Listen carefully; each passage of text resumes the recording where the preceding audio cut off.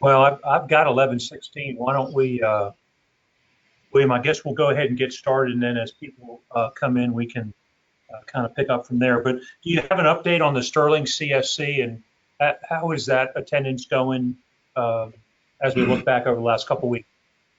Okay, for the most part, it's been kind of up and down. 2 weeks ago, I want to say we had 24 people that were testing there. Tomorrow we have, I want to say about 40, 41 people testing. We have 41 slots, I believe, because one of the individuals is using a dealer operator slot, which takes 2 slots. So that's been up and down. And I think the trial period that DMV agreed to was September the 2nd through October the 14th. So I guess next week we'll, I guess, start talking about what we're going to do going forward. But that's something I guess we need to talk about in terms of the commissioner has on a couple of occasions mentioned the fact that we might be best to get it every other week in order to maximize the 45 slots that are available. I'm of the opinion that I'd rather have something every week versus every other week because I don't see a difference in going every other week versus every week. But that's something we need to talk about just so we'll have some kind of plan going forward. But yeah, tomorrow we have a pretty good crowd. The biggest problem that I think. Right. Yeah. What? Go ahead, Ron. My connections kind of give me trouble, but I biggest issue. Also, we were talking about. I think the biggest issue is no shows. How is that working out? Yes, no shows. We are still getting. Can you not hear me? I can hear you. Yes, I can hear you. Okay, I'm going to turn my camera off just to cut down on bandwidth. But have no shows been a problem? Yes, there have been a problem, and I don't know how we can address that. I mean, for the most part, I don't think most of these people are actual employees of the dealership, and they're just not showing. I don't know if the dealership can do anything about it. But anyway, I think DMV's no-show rate is about maybe 6 to 7%, and we are somewhere 15 to 20% no-shows. So. Yeah, which I know is also aggravating DMV because obviously we're taking up those slots and there's slots that could be used by other people. So I know that's a big issue as well. Yes, yes. But Ron, do understand that we have that day or the time period. So what we've been doing is we've been scheduling from 8 o'clock in the morning going forward. So in other words, we're not allowing the dealers to just pick a time they want to take the test because the whole idea here is that if we only get 24 people testing on a particular day, then they will take us from 8 until noon. Then DMV could use the afternoon to offer the block to other people for other services. So we're trying to be considerate of their time and their slots by giving them huge blocks versus a half an hour here and there. But that's one of the biggest things the commissioner, I think, also is bringing up is the fact that if we don't use up all 45 slots, then he has people there, staffing there that are not being utilized to their fullest. That they're just sitting there for us when we don't have anybody there. So, but we're working through those in conversation. So is it reasonable? Could we, if we know the week before that we're only going to use 24 slots, let's say, can we give back those other slots and they can still use them? That's what I've been working on trying to do for the last couple of weeks. Exactly. I've been trying to give them information Friday so they will have time to make those adjustments by Wednesday if possible. So I'm thinking that when we sit down and talk about this thing, that will come up in the conversation. Plus, additionally, as I talked to you about early in the week, one of the things that we're looking at now is that I've asked DMV to use those few afternoon slots that we do not utilize as an opportunity or a chance to retest people who may have failed the test earlier in the day. Traditionally, in most places where the test is offered or at a DMV during non-pandemic times, if you fail the test, you can get right back in line and take the test again. Well, in this appointment system, they have to have an appointment. But my point to DMV is that, hey, we have the whole day. There might be 4 or 5 slots left at the end of the day.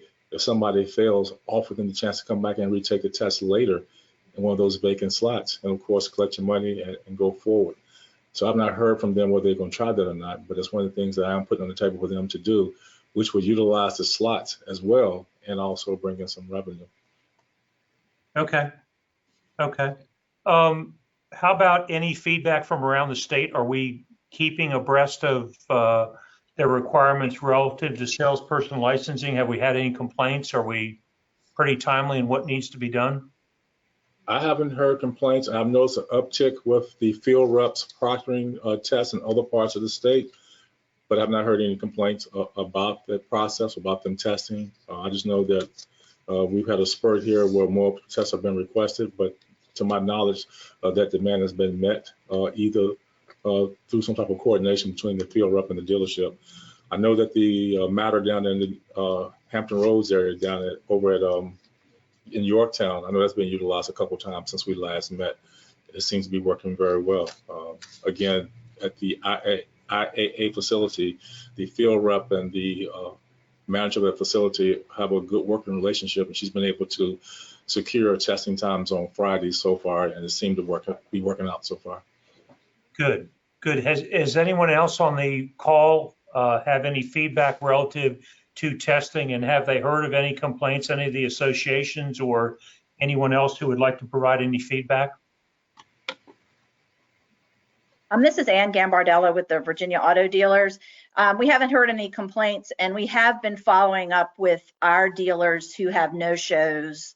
So hopefully that will help the situation. And we've gotten responses, I believe, from everyone that we've contacted, that they understand that you know, they need to look at that closely and make sure that DMV knows that they have a cancellation. So we've been working on that, and we thank William for sending us those lists.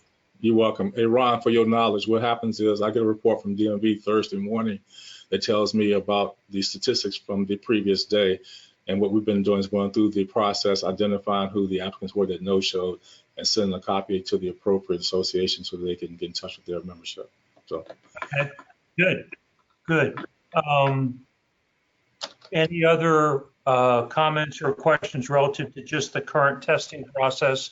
I know you guys are still proctoring a lot of tests as well. I actually saw you in one of my stores the other day, and we had 5 salespeople that tested, so I really appreciate that. I think all yours passed. I think all of them passed. Yeah, well, that I really appreciate. But hey, William, the other thing I wanted to talk about, and this came up in the board meeting, is the commissioner alluded to other alternatives besides BADV's idea of utilizing the practice test, that I guess there are places where we do other DMV testing or something where we can verify the person's ID.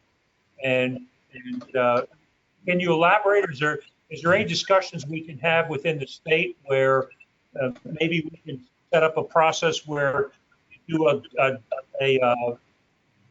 a Virginia license scan, and that verifies the person, and you have a camera? Or are there any other ideas or any place where we utilize that type of technology that would allow us, if we needed to just go ahead and provide online remote testing, kind of another spin on what Ann and BADA were suggesting? Yes, I'm going to see if I can explain this without making it too complicated. DMV does have an alternative testing process that's mostly in place, I guess, with schools or in various schools throughout the state. It's remote testing, and my understanding of the process is, for the most part, is that the computer is a dedicated computer, is configured with state required security, but it's pretty much like a DMV. It's like being at the DMV. So individuals testing on this particular computer, once they do everything they need to do, it'd be just like testing out of the DMV. Everything that they would have done will be captured at through DMV's main system, update the records to reflect the testing, the pass or fail situation, the score, whatever the case may be. But I think the biggest thing is that in the school system, I think DMV has an agreement with the school that the system's housed in, that the administrator or the principal or the assistant principal or the driver's ed instructor, who it may be, is in fact verifying that the student who's taken the driver test is in fact who she or he says they are. and then allow them to go on to the system to take the test. And this is something we were looking at early in the pandemic to maybe deploy out into the field for our use for salesperson's license testing. But at the time, the requirement would have required the dealer board to purchase 4 or 5 laptops per field rep to carry around for this purpose only. And of course, at that time, at this time, that's just something we can't afford to do.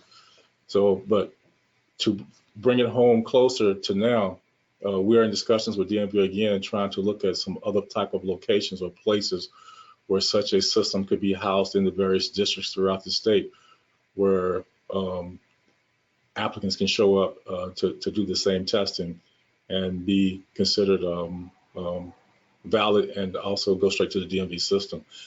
We have to work through something where we can find somebody that would take on the responsibility of validating the ID of the person, or as you say, Ron, maybe in the conversation with DMV, we might be able to do something with them that they will allow to be acceptable so that the test can be offered. But we're talking to them about that now. And I imagine that by the next meeting on the 20th of this month, we'll have a lot more information as to the feasibility of that, how it looks going down the road. Yeah, I would do like a driver's license scan and verify the scan and have maybe a video camera turned on. I don't know how sophisticated we could get, but it might provide additional support to the whole verification and no assistance kind of concerns we've had. Yeah. So yeah, Okay.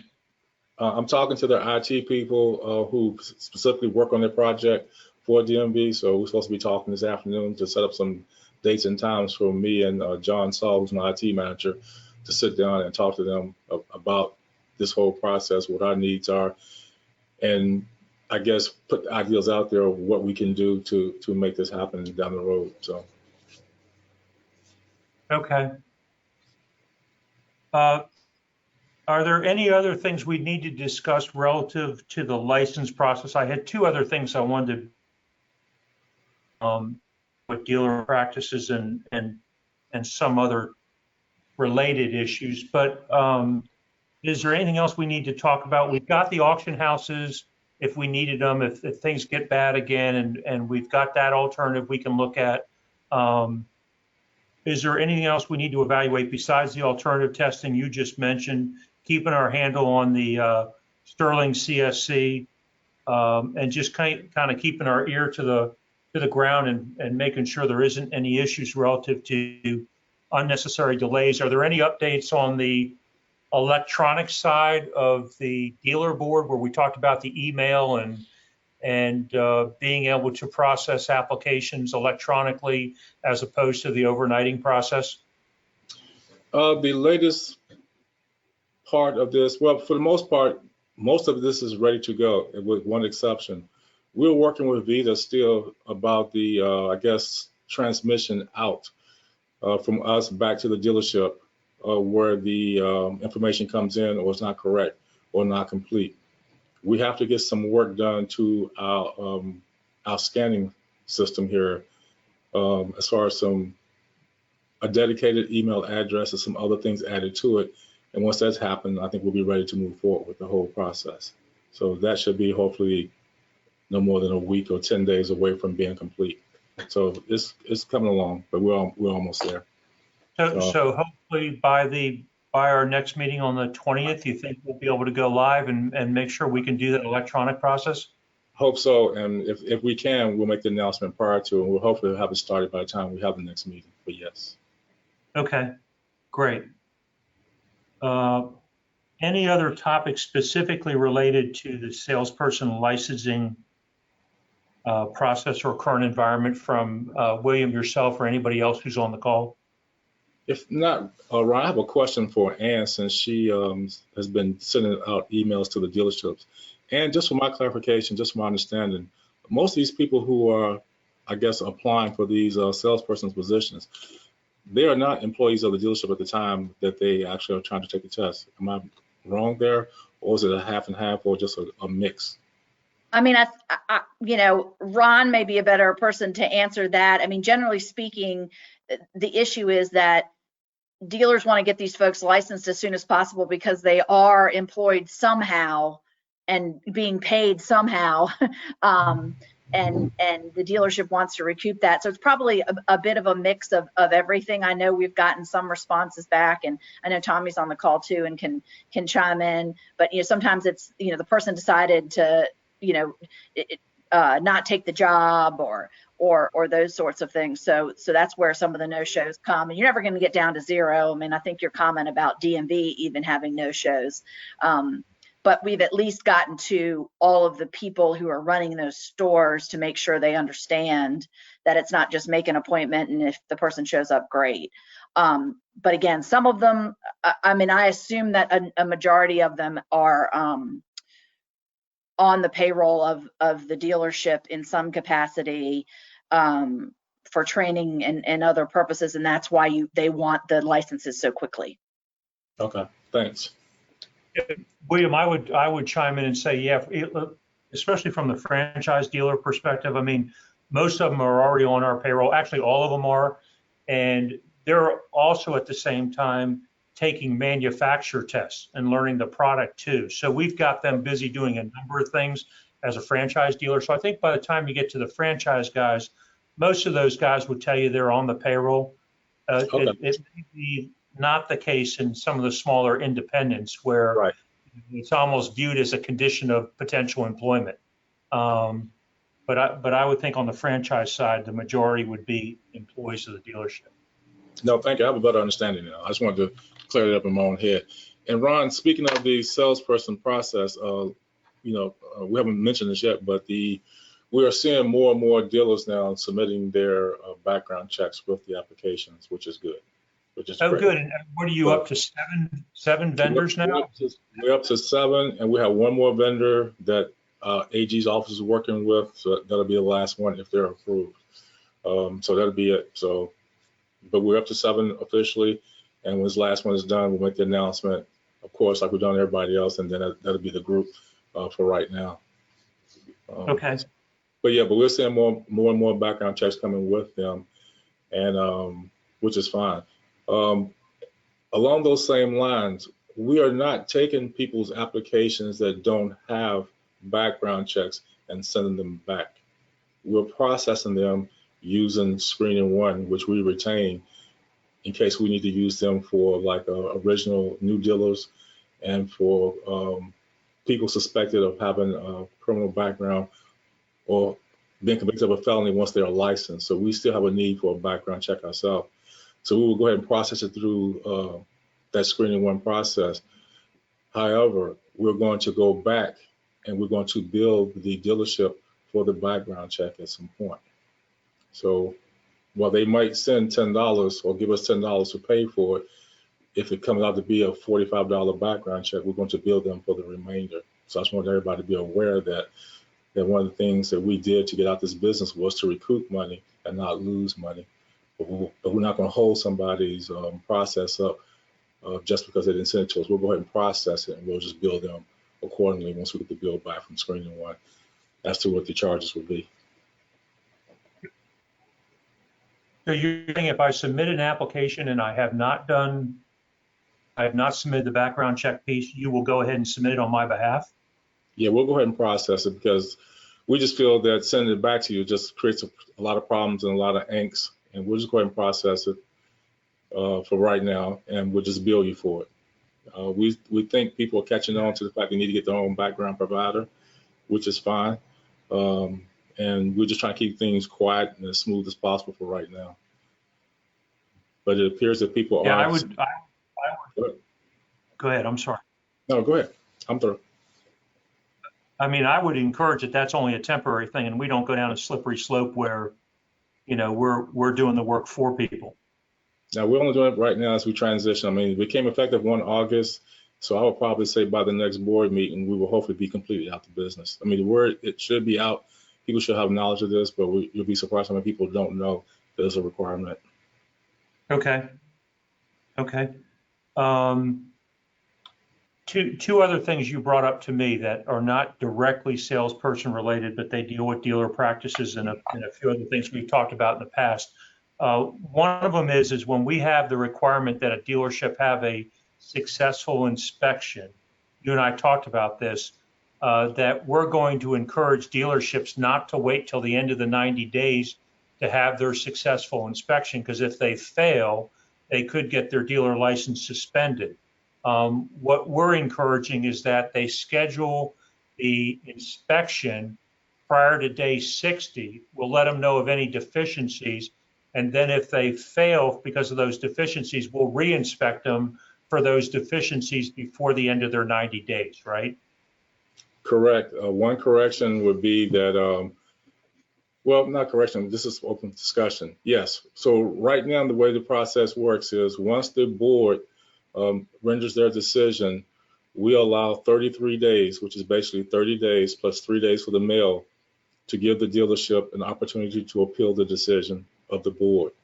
So what we're saying here now is that starting on day 34, that dealership is eligible for inspection.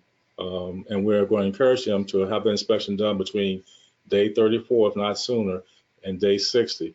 And as you said, Ron, if they do fail the inspection, we can go back again and we can inspect them again with those things that they failed on and give them a chance to correct those things so they will have a better chance of being successful. Yes. Yeah, and our I'm sorry. Yeah. No, in the past, for everybody's knowledge, in the past, the directions of the letter informed the dealership to contact us when they were ready to be inspected. And more often than not, about 90% of the people will contact us at the very last minute to have the inspection done. And we have a situation right now with a dealership where she has never contacted us and is well beyond her time period about her inspection. We did an inspection last week and she failed the inspection, so she's suspended now. And there's no way she can get a successful inspection. Right. So we want to encourage everybody to get an inspection between days 34 and 60 at a minimum. Mm-hmm. And then when we come back in to re-inspect them, if they failed, we're only going to re-inspect them for those things they failed on, right? We're not going to find something else and try to string this thing along. If we came in and did an inspection, they had 2 deficiencies, we're going to come in within that allotted timeline and try to verify that the 2 deficiencies have been fixed. Okay. Correct? And my question, yeah, I agree in concept, but my question to you would be, what happens when we go in to fix those 2 deficiencies and we recognize that there's an unlicensed salesperson there? Or what if they are, we notice that they have no insurance prior to retail? So that's why I wanted to have this discussion, because we do find things we go in that we normally, I guess, during the period of them being board inspected, that we don't write them up for, because they're still under the board's preview at the time. So my question is, okay, so what do we do with things like this? We can educate them to it, but the previous inspection, they probably passed this portion. They probably satisfied the requirement. Now upon the re-inspection, we notice they're not doing these things. So what do we do then? We don't want to be banging up on them, but at the same time, we want them to comply with the laws. Like everybody no doubt about it. But I mean, this could go on and on. I mean, my thought would be, at that first inspection, you did a complete inspection, you noticed some deficiencies, mm-hmm. You notified them of the deficiencies. They had mm-hmm. you come in again before day 90 elapsed. They mm-hmm. repaired those deficiencies.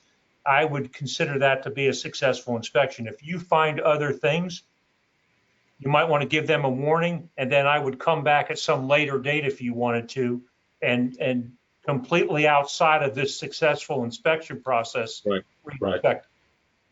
That's how I would view it. Just so you know, hey, we came in. This is an educational endeavor as well. We found these deficiencies. Repair them within X amount of time frame. We'll be back before day 90, and we expect those deficiencies to be corrected.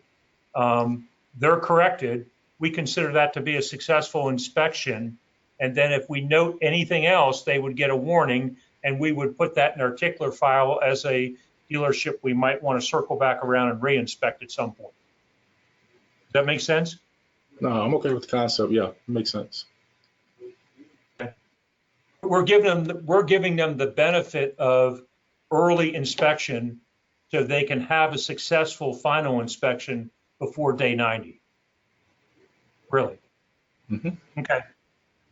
Okay. I assume everybody on the call is in agreement with that thinking. If not, please chime in. Okay. Hearing none. Okay. One other thing that I mentioned to you, William, that I think we both agree on, and I'm not sure where we bring this up or what we need to do, but I like the idea, and I think, and I don't want to give Ann and Tommy and those VADA people any recognition, but I really like the idea of looking at our current board meeting structure, committee meeting structure, and it just has so many inefficiencies to it that we hear every case twice, once in the committee and once in the board. What do we need to do to take that forward and have the structure, I guess by statute or whatever, redefined so it can be much more productive, and we don't have to tell everybody who has a case, stick around or stay on the conference call or be available 2 hours from now so we can go over the same thing all over again? Well, Ron, as much as you hate to give them credit, it was their idea, so you have to give them the credit. Okay.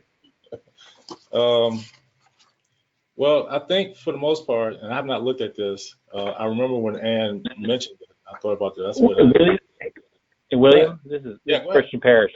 Yeah, if Go I ahead. could just jump in, I do want to just remind everybody the purpose of this committee meeting, and because of the rules that we have to follow now with these audio and video conferences, we have to kind of keep the meeting tailored to what it is it's supposed to be about, like the sales licensing committee. Okay.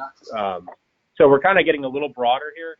I think it's a good conversation to have. I'm not trying to stop it, but I don't want to get the board or the subcommittee in any type of trouble going beyond what we're kind of have noticed the meeting for. Okay. All right. That's all. Thank you, Christian. Appreciate it. Christopher, Chris, can I adjourn this meeting and then stay on the line to have this discussion? Is that the better way to do it? You can adjourn if the meeting's over. I mean, you're welcome to talk with William about it, and just it can't be more than 3 individuals, because then it's going to be classified as a subcommittee or a board meeting. So, I mean, if there's a discussion to bring up, do you want to talk about the next meeting, then sure. I mean, that you guys are free to have that discussion. This is Ann Gambardella. Ron, if I'm mistaken, Christian can correct me, but I believe this is going to take some code changes. So this is going to be a longer term discussion. There's no way to get those changes ready for this legislative session. It has to be 2022 because the deadlines for the internal stuff that the agency has to do, I believe, already passed. In fact, quite long past. So, I don't know that there's any great necessity to have that conversation today. Maybe the better way to do it is to appoint another committee like this to study just that issue. And then you can notice the meeting properly and make sure that any interested parties get notice of the actual topic that we're discussing. So again, it's probably going to be a little longer solution, unfortunately, than simply making some decisions in the next couple of months. Yeah, okay, and I would agree with Ian on that. Okay, point well taken. And I think if there's no other comments on today's licensing committee or licensing process committee meeting, then we'll adjourn this meeting, and then William will find a way to bring this other stuff up in front of the board. Okay, and don't forget, everybody, the next scheduled meeting of this committee will be on October 20th at 11 o'clock a.m. Yeah, we're hoping on that 20th, we'll get an update again on CSC and what's happening, because that October 14th date, William, will have passed. Let's keep our ear to the ground on the licensing process, make sure there's no complaints. let's evaluate alternative licensing. I think you were going to work with DMV on that. And then the encryption of the email box and transmission both in and out to allow that process to go electronically. And we may go from 7 vendors for the applicants of the background check to potentially 8. Yes. Okay. And Ron, this is Ann again. I just want to say I fully appreciate your enthusiasm for the idea of trying to make the board more efficient. So I didn't want that to get lost in us putting it off to adhere to the formalities of Virginia's open meeting law. So I think you may have just talked yourself into another chairmanship of another committee. And that's why I want the record to show that we never brought it up. No, I'm only kidding. Have a great day. And if anybody has any other questions they'd like to address, they can ask them now. If not, we will consider this meeting to be adjourned. Thank you very much for your participation. Have a nice day. Take care.